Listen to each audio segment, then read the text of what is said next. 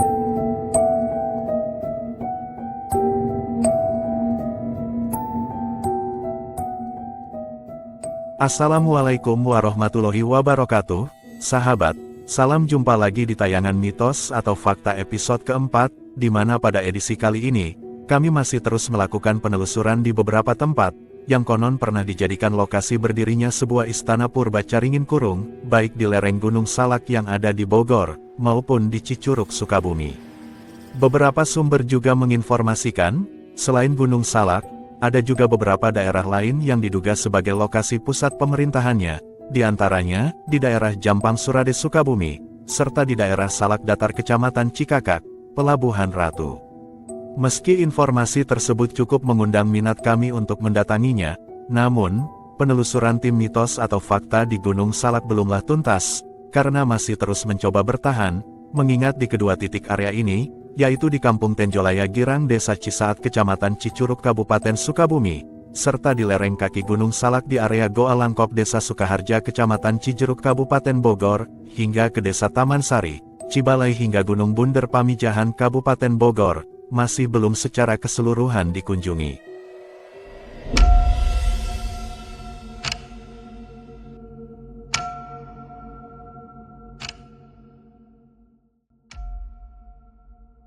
Sejak tahun 80-an, keberadaan Gunung Salak cukup disegani oleh segelintir pendaki profesional, apalagi pendaki pemula. Kenapa demikian? Hal ini terkait sering munculnya perubahan cuaca ekstrim yang selalu tiba-tiba, berikut banyaknya jurang dalam pada jalur pendakian menuju ke beberapa titik puncak Salak. Bukan hanya itu, keseganan pendaki juga dipicu oleh banyak beredarnya cerita mistis baik dari pendaki sebelumnya, maupun dari cerita para penduduk yang bermukim di lereng Salak. Bahkan ada sebagian warga Bogor yang mengaku, apabila seseorang sedang bercerita tentang Gunung Salak, cerita tersebut kerap membuatnya ketakutan dan memilih pergi, karena enggan mendengarkan lebih jauh kisah-kisah mistis di gunung itu, karena baginya, cerita mistis tentang Gunung Salak sangat menyeramkan.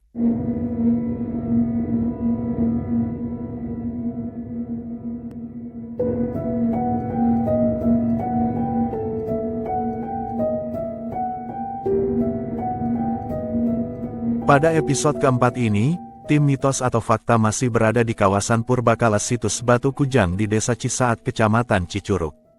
Dalam sesi wawancara di lokasi situs bersama juru pelestari Abah Uci, ketika tim mencoba lebih dalam mengungkap masa lalu situs Batu Kujang dan Batu Jolangnya, namun tanpa diduga, juru rawat Batu Kujang yang kini sudah berusia lebih dari 90 tahun itu, tiba-tiba terlibat dialog dengan beberapa sosok tak kasat mata, bahkan Abah Uci juga spontan langsung meminta tim mitos atau fakta, untuk menghentikan wawancaranya. Kita ini Ya. ada sebutan Ya. situs Batu Mait. Ya, situs Batu Mait itu, ya, Jelaskan, Pak. Iya, namanya, iya nama asli ya. Itu namanya Eyang Rangga Mayit. Gelar lagi Eyang Lingga Buana. Itu juga merinding juga, Pak. Ya, Lingga Buana tuh. Dari sini sampai sini aja, alhamdulillah. Ini. Ya. Demikian, pemirsa, obrolan kita dengan Abah selaku sesepuh dari Juru Pelestari di situs Batu Kujang dan Batu Jolang. Ya. Terima kasih.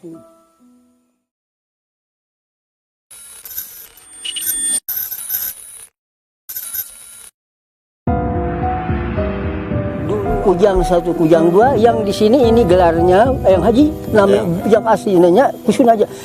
Nama yang aslinya ini Prabu Siliwangi, yang di Kujang 2 itu anaknya namanya Prabu Kian Santang. Assalamualaikum, ya terima kasih. Ini dari Banten, Sultan Hasanuddin dari Banten hadir. Ini ada tamu di sini ini ada di sini di situs Batu Kujang 1, Kujang 2. Tah mana mangsur jika duan pun hadir nya alhamdulillah amin eng sangyang sirah di ujung kulon Banten hadir. Terus ada lagi ya, ada yang dari itu yang di Gunung Santri yang wali Quran juga hadir di pusatnya. Yang wali Quran di Gunung Santri hadir. Terus ada lagi ya Serhimun Pager Kiara Kikis Banten hadir. Alhamdulillah terima kasih. Katanya ini ada orang tua yang melestarikan di sini, ada ketemu sama yang dinas katanya wartawan. Terima kasih. Ini wartawan, semoga lah wartawan ini dipanjangkan umurnya ku Allah Subhanahu wa taala. Assalamualaikum. Ya, terima kasih. Ini ada yang di puncak 1 yang suka jatuh itu.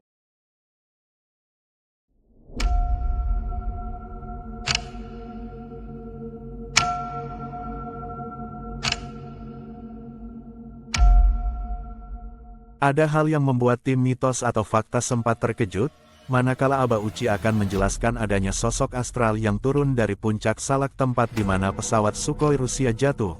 Terdengar suara seseorang tertawa, bahkan suara tertawanya sempat terekam jelas dalam kamera. Dengan beberapa hal kejadian di luar nalar yang dialami oleh tim mitos atau fakta, kami bersependapat dengan masyarakat sekitar lerengnya. Jika Gunung Salak yang memiliki 14 puncak itu, memang menyimpan aura mistis yang sangat kuat, namun kami tidak tahu, seperti apa bentuk aura metafisik yang ada di seputaran lerengnya. Dan dari pengalaman yang kami dapatkan selama melakukan penelusuran di area sebaran situs Batu Kujang dan Batu Jolang Tenjolaya Girang Desa Cisaat Kecamatan Cicurug, di Kabupaten Sukabumi tersebut, tim mitos atau fakta hanya bisa berasumsi, bahwa tinggalan area kepurbakalaan Batu Kujang dan Batu Jolang ini, sepertinya memang dari salah satu bagian bukti di era kejayaan sebuah kerajaan Gunung Salak di masa purba. Meski kami sangat sulit memprediksinya, apakah situs ini benar-benar peninggalan kerajaan purba bernama Caringin Kurung yang disebut-sebut oleh almarhum seorang penggiat supranatural ternama di Bogor, termasuk seperti yang dikatakan dalam tulisan Faridal Atros Al-Qidi Asyari. Atau Batu Kujang ini juga sebuah bukti tinggalan dari suatu kerajaan purba lainnya yang dahulu kala sama-sama pernah berdiri di Gunung Salak.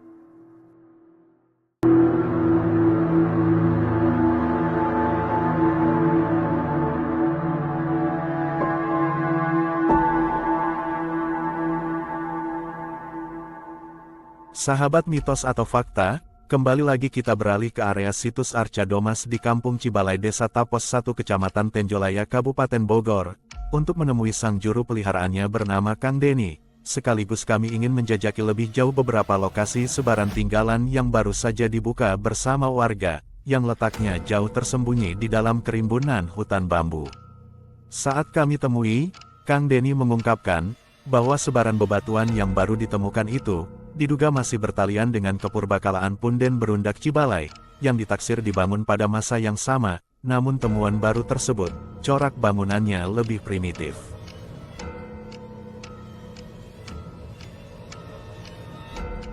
Dari keterangan Kang Deni, sebaran Punden Berundak yang baru ditemukan itu, kondisinya dalam keadaan rusak, malah beberapa di antaranya kedapatan pecah terbelah. Akan tetapi masih bisa dikenali bentuknya.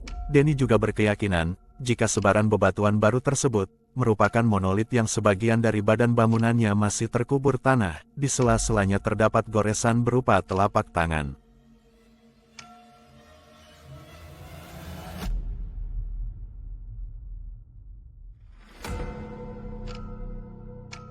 Apa saja yang Pak Denny temukan situs-situs baru yang diinformasikan beberapa hari kemarin kepada saya. Makanya kami kembali lagi ke sini untuk memastikan apakah temuan itu benar atau tidak. Bisa dijelaskan Pak Denny? Itu awal mulanya 2 bulan yang lalu ya. Itu 2 bulan yang lalu pertama Kang Denny ngebuka situs yang menyerupai bentuk tangan ya di situ. Terus di situ ditemukan kayak bentuk batu kura-kura, ada bentuk batu kursi. Terus yang ganti bulan lagi kan 2 minggu yang lalu Kang Denny ngebuka batu segitiga gua. Jadi bentuk batunya segitiga, cuman dari pinggirnya ada gua ya. Terus ada satu lagi Kang Denny ngebuka batu menyerupai Gunung Salak atau replika ya, replika Gunung Salak. Itu percis kayak bentuk Gunung Salak.